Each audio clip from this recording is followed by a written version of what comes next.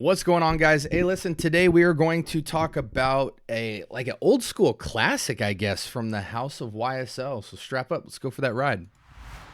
Okay, for two. I watch that head move side to side as I let the sin into the room. You are on time, let's connect minds. Trying to get into a mood. We gon' be fine. Close up the blinds, no rush. Finish the food. All right, welcome to the Scent Bubble. I am your host for the afternoon. Let me turn this light on real quick. There we go. A little bit of light for you guys. Okay, from the house of YSL, we have Kouros EDT. I think that's the right name.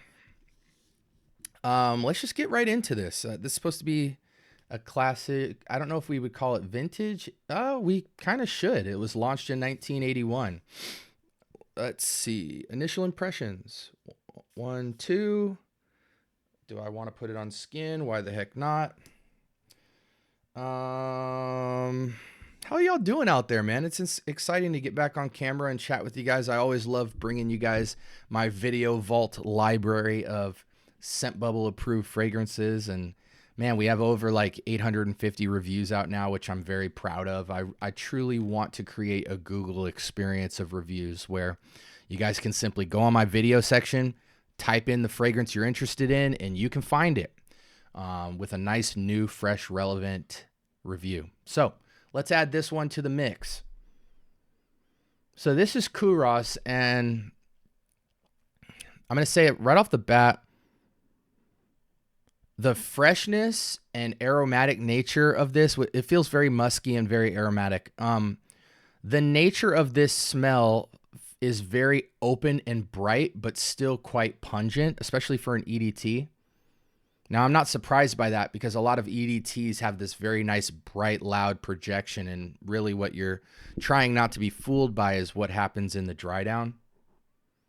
Because a lot of EDTs kind of show it all right in the opening, and then they sit down and they're kind of not, shadows of what they used to be. This is nice. It's got this, I don't know if it's citric, but it's got like this almost herbal citric brightness, airiness. There is a part of this fragrance that feels very soapy, like almost like an aged Irish Spring, like maybe an Irish Spring bar soap from the early 2000s or something. It kind of has this old department store kind of airiness to it. Like the smell of this scent profile smells like something I might imagine like an old department store smelling like, like an old Macy's or something back in the day. But there is a freshness and a lively soapiness about it that is still somewhat modern and timeless. On skin, it warms up even more like sweet, like almost like a slightly light syrupy honey or something. Let's just go straight into the window and see what we're working with. Pierre Bourdon, I think he's famous. Okay, and then we have a lava lamp of notes here. I don't even want to say all this. You guys can just look. Notable, we have civet in here and aldehydes, and then we just have a buttload of stuff. So would this be classified as like a kind of a fougere is what I'm wondering. 3.6 out of 5. I think that's a bit low. Maybe it's that low. The scent is good. I think maybe just that it's that low because it's old. Like there is somewhat of an old, it is fresh, it is open and airy, kind of like the presentation I'd like to see, like the best rendition of an old fragrance. But it's nostalgic of kind of this department store-ish, slight citric, slight soapy, slight chemically like spray. Like I'd imagine this is what a bathroom or a department store would smell like if they sprayed something and it's wiped it all down, Noticeably get a lot of like herbal, floral aromatics. It's musky. I definitely get that bergamot. Yeah, I mean, if you close your eyes for a second, this is like a more natural, airy, organic kind of pine sol type of smell with a little bit more interesting aromatics and Irish Spring soapy quality to it. Imagine if you doused yourself in Irish Spring bar soap. And here we can actually switch screens now.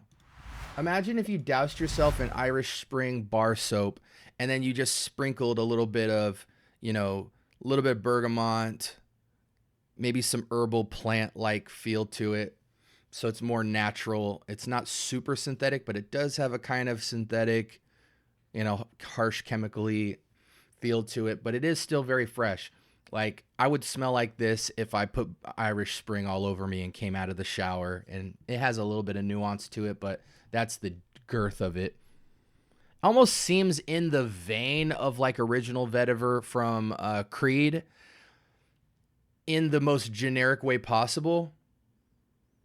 It doesn't have a lot of complexity, but it's a light, airy, bright, fresh scent that just makes you smell very clean and presentable. Again, because it kind of has that department store cleanliness kind of feel, it is a bit nostalgic and old school in that way.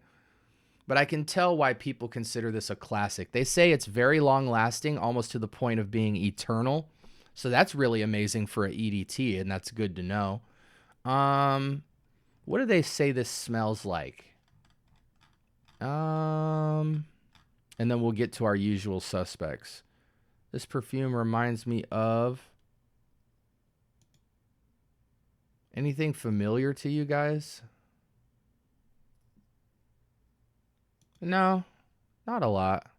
It even has almost like an original Santal kind of feel to it, I think. Let me check this fragrance out. Where is it? Yeah, like it has a Santal kind of vibe to it. Clean, soapy, aromatic, bar soapy kind of feel. I'm not mad at it. I give it, 7 out of 10 or an 8 out of 10. I don't want to call it an 8 because I know the fragrances that I call 8s being above average. It's average, but it's extremely great quality. That's what I'll say. So even like among the average rated fragrances, this would be above a lot of them, if that makes sense. So it's an average, fresh, clean, easy grab, dumb reach, all day type of fragrance, but you are just slightly above average. And really, fragrances that get a 7 out of 10 smell good, but not inspiring, not extremely standout, might have some harshness to them, but they're doing something that I would wear. This is a little bit above that because the quality and the blend is very smooth for this type of profile. I could see a lot of young people feeling like this is too old school. But if you're in that Creed original vetiver, original Santal kind of vein where you like that soapy, clean, fresh, aromatic, masculine vibe, this is definitely for you. I give it I don't do decimals. You guys know that. So I give it a super strong best of the best 7 out of 10. Any season, any reason. I think it would lean spring, summer. Might not hold up as well in the fall, winter, but it's everyday soapy, clean wear. Sprays on this, it says it's eternal. So I imagine don't go over like 4 to 6. If you live in a hot place, maybe bump it up to 6. If you're in a place with a nice breeze and good weather, maybe keep it around 4, 2 in the front, 2 in the back, call it a day. Occasions, I think this can be casual and upscale casual. I lean to want to call it upscale casual, but it's not super upscale. It's just an upscale version of a casual in terms of the quality and the blend. Things like this, we kind of already went over it. If you like something like a Coach Open Road or a CK1 or a CK Everyone or a Lalique White, that type of soapy, clean, slight citric, slight aromatic presentation, this is among those. It smells a tiny bit more department store-ish, but I think it's a solid rendition. Like, I could imagine a lot of people going back and still rocking this today, because the difference between this and a lot of those is those lean more citric, linen-y, spicy, and more modern. And this, with the aromatics, feels slightly more old school and aged, so it kind of has a little bit more character I don't know if more character is better in this conversation, but again, it certainly will be a fragrance that you can't get exactly through a lot of other fragrances. So this is really well done. It's like if you had Lalique White, which is like this DNA, but brighter and happier and more modern and less retail story, this would be his slightly more serious cousin. Anything else I want to tell you guys? What's the price on this fragrance today? Let's see. Kouros, EDT. Let's just check Joma Shop. Joma Shop selling it. And again, this is an original Kouros. I mean, actually, I think I am smelling original Kouros from the 80s because I got it from a vintage seller. But I got to imagine the newer version might even be a little bit more modern. It looks like 100 ml is going for around the $40 price point. And it's a YSL fragrance. So for those of you guys who are into vintage or want a more simpler, cleaner wear, I think it's a signature clean soap wear.